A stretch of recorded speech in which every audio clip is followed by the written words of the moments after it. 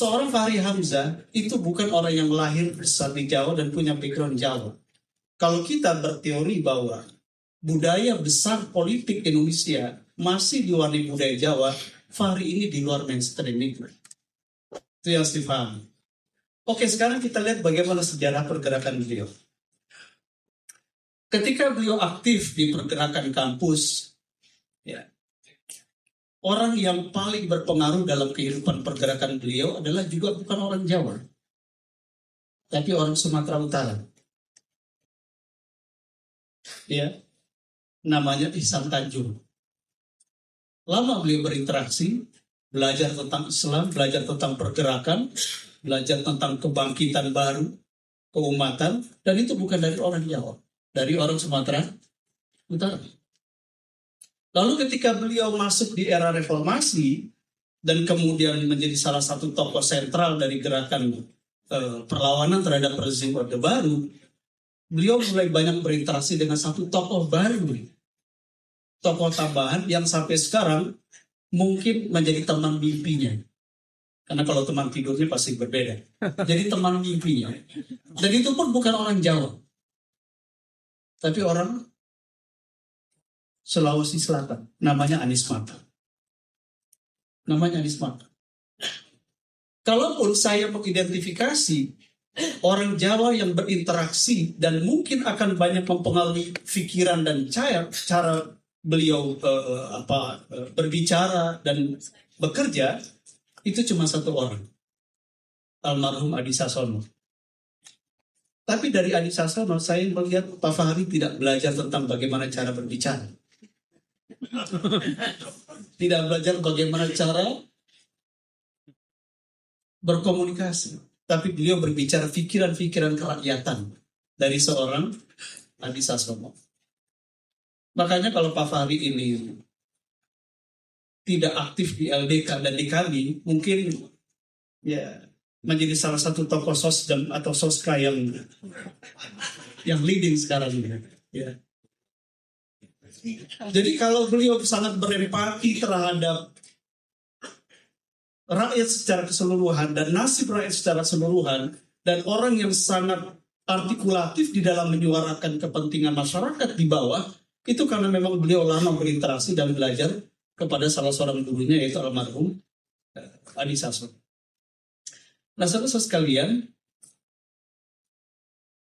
Nusa Tenggara Barat lama itu masuk dalam ranking 3 provinsi terbawah di Indonesia. Terbawah, termiskin. Jadi ketika seorang Fahri Hamzah berangkat ke Jakarta, maka sangat wajar kalau dalam pikirannya, dalam dirinya, juga membawa bayang-bayang tentang kehidupan sosial di masyarakatnya, 3 provinsi yang terbawah di Indonesia, sehingga kemudian ketika beliau banyak berbicara tentang tema ekonomi, kesenjangan, kemiskinan, dan seterusnya, dan ada jiwa pemberontakan, maka itu menjadi sesuatu yang sangat sah. Saya justru akan sangat heran kalau tiba-tiba terjadi metamorfosis, seorang Fahri Hamzah itu menjadi sangat kalem, sangat wise, sangat jawani, begitu ya. Saya justru jadi heran, ada apa dengan Fahri Hamzah. Nah, saudara sekalian, terakhir saya ingin menyampaikan ini. Terlepas dari pedasnya, panasnya, kerasnya, tajamnya, semua ide-ide yang disampaikan dan cara menyampaikan seorang Fahri Hamzah, satu hal yang membuat seorang Fahri Hamzah tidak pernah bisa terpleset dan diplesetkan orang adalah satu, keikhlasan dalam idenya.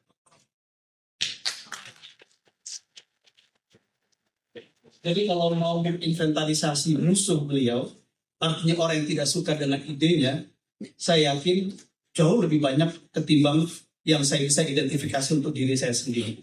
Tetapi sampai sekarang segala cara untuk politiki, untuk melakukan triki terhadap seorang Fahri Hamzah itu tidak berhasil. Satu saja kuncinya, dia adalah orang yang sangat ikhlas dengan ide-idenya. Makanya kalau dengan Pak Jokowi Presiden, orang yang paling vulgar, yang paling berani ngomong apa adanya itu salah satu Fahri Hamzah. Tapi orang yang paling gampang bercanda dengan Jokowi sebagai presiden adalah Fahri Hamzah juga. 15 Agustus malam masih bercanda di atasnya. 14 atau 15 Agustus? 15 Agustus malam, beliau masih bercanda di ruang kura-kura itu di atas. Ya. Nah, jadi keikhlasan dalam ide itulah yang menjadi kunci kenapa beliau ini bisa meneriaki orang, tapi pada saat yang bersama juga bisa bercengkrama dengan orang itu. Saya pikir ini salah satu kekhasan, keunikan, dan barang langka di Republik ini ketika tanggal 31 September DPR akan kehilangan 30 September, maaf, saya agak trauma dengan angka 30 September.